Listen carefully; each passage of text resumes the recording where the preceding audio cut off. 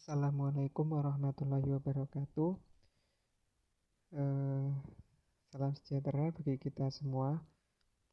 Di sini saya Rindang Indrawardana dari Prodi Pendidikan Teknik Bangunan FKIP UNS Angkatan 2021 ingin mempresentasikan tugas Wastek Lingkungan dengan dosen pengampu Bapak Dr. Insinyur Sundako Sepsyah MS Arts. Di sini saya mengambil judul Pembangkit Listrik Tenaga Sampah atau PLTSA di tempat pengolahan sampah terpadu TPST Bantar Gebang. Daftar isi dari PPT ini sendiri, yang pertama ada latar belakang, yang kedua ada permasalahan, tujuan penelitian, dan metode penelitian. Yang ketiga ada pembahasan, yang keempat ada kesimpulan, dan yang terakhir referensi. Latar belakang. Kota besar dan metropolitan di Indonesia pada saat ini mengalami krisis sampah karena tempat pembuangan akhir atau TPA sampah existing sudah penuh. Untuk mengurangi timbunan sampah di TPA, bisa dilakukan dengan mengonversi sampah menjadi suatu energi yang dapat digunakan dalam pembangkit listrik atau PLTSA. Tak terkecuali juga di TPST Bantar Gebang Bekasi yang menggunakan PLTSA sebagai salah satu solusi meminimalkan timbunan sampah di sana. Kemudian permasalahan, tujuan penelitian, dan metode penelitian dari PPT ini. Yang pertama, permasalahan. Membludaknya timbunan sampah di TPA existing terkhusus di TPST Bantar Gebang. Yang kedua, tujuan penelitian untuk mengatasi timbunan sampah dengan menggunakan PLTSA dan mengetahui lebih mendalam tentang PLTSA sendiri. Dan yang terakhir, metode penelitiannya menggunakan metode literatur dengan sumber referensi berasal dari internet. Pembahasan.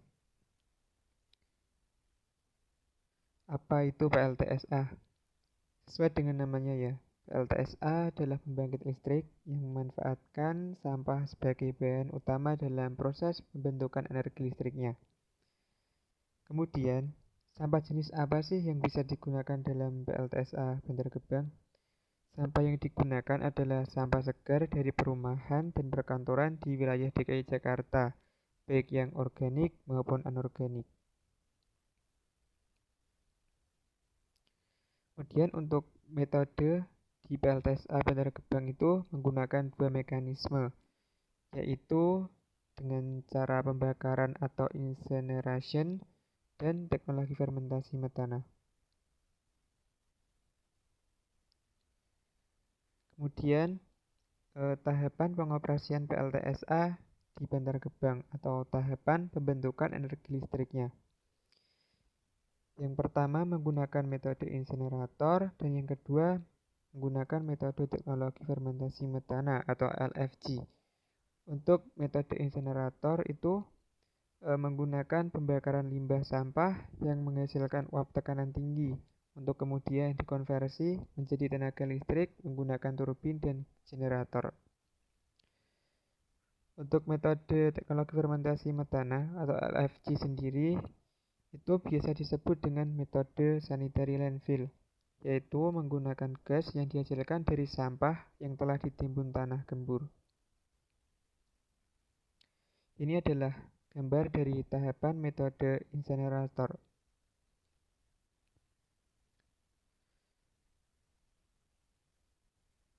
Kemudian ada tahapan metode insinerator. Yang pertama, ada pemilihan dan penyimpanan sampah. Sampah kota yang berjumlah sekitar 500-700 ton dikumpulkan di TPA, kemudian dipilah, dan selanjutnya sampah yang telah dipilah akan disimpan di dalam bunker yang menggunakan teknologi RDF atau Refused Derived Fuel. Teknologi ini mengubah sampah menjadi padatan berkalori tinggi. Penyimpanan dilakukan selama 5 hari hingga kadar air tinggal 45%. Yang kedua, ada proses pembakaran. Pembakaran dilakukan di tungku insinerator yang bersuhu 850 derajat Celcius sampai 900 derajat Celcius. Hasil pembakaran sendiri akan menghasilkan gas buangan yang mengandung CO, CO2, O2, NOx, dan SOx. Kemudian proses yang ketiga ada pemanasan boiler. Panas hasil pembakaran sampah akan digunakan memanaskan boiler dan mengubah air di dalam boiler untuk menjadi uap. Kemudian proses yang terakhir adalah penggerakan turbin dan generator. Hasil uap akan disalurkan ke turbin sehingga turbin pun akan berputar, yang menyebabkan generator juga ikut berputar, kemudian menghasilkan energi listrik untuk disalurkan ke PLN.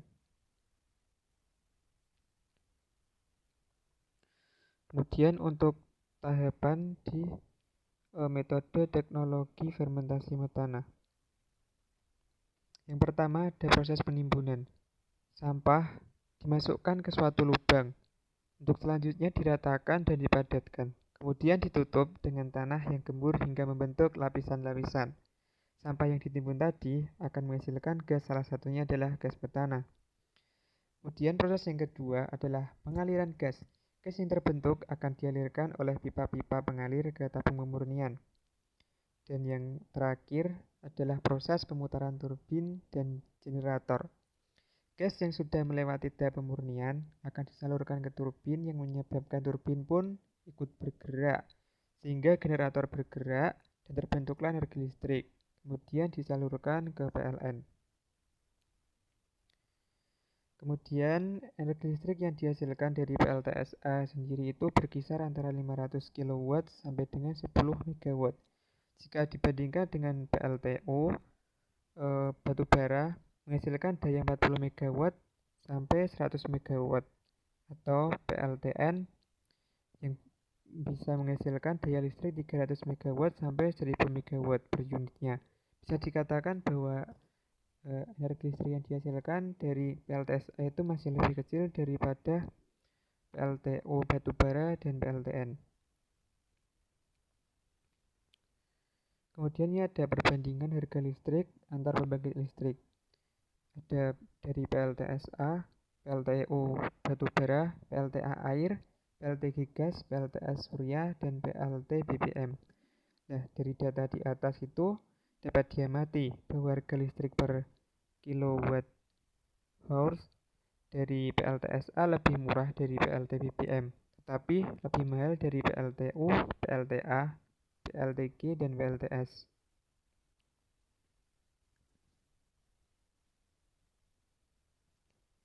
Kemudian pengelolaan limbah PLTSA di Bantar Gebang. PLTSA di Bantar Gebang sendiri itu menghasilkan dua limbah, yaitu limbah dalam bentuk air lindi dan limbah dalam bentuk abu yang terdiri dari bottom ash dan fly ash. Keduanya itu dikelola sesuai dengan standar dari KLHK. Untuk pengolahan abu atau bottom ash dan fly ash sendiri itu seperti digambar. Kelebihan dan kekurangan dari PLTSA. Kelebihannya, yang pertama mengurangi sampah. Yang kedua, dapat memenuhi kebutuhan listrik penduduk sekitar. Yang ketiga, mengurangi penggunaan bahan bakar fosil sebagai bahan utama pembangkit listrik. Yang keempat, sumber bahan bakar atau sampah sendiri itu jika digunakan sebagai pembangkit listrik, biayanya relatif lebih murah atau lebih ekonomis daripada menggunakan pembangkit berbahan yang lain. Kemudian untuk kekurangan dari PLTSA, yang pertama, lahan yang dibutuhkan PLTSA itu cukup luas. Yang kedua, adanya resiko polusi udara jika kebocoran gas terjadi. Dan yang ketiga, dapat menyebabkan efek rumah kaca jika gas metananya bocor. Yang keempat, biaya operasional PLTSA itu mahal. Kemudian kesimpulan dari PPT ini yaitu PLTSA Bantar Gebang merupakan salah satu solusi permasalahan sampah. Metode yang digunakan PLTSA ini adalah metode incineration dan teknologi fermentasi metana atau LFG. PLTSA sendiri menghasilkan daya listrik yang tergolong lebih kecil dari PLTN dan PLTU. Dalam pengoperasian PLTSA tentunya ada limbah yang dihasilkan, sehingga pengelolaan limbah juga harus diperhatikan. Ini adalah referensi yang saya ambil untuk menyusun PPT ini. Sekian dari saya, terima kasih.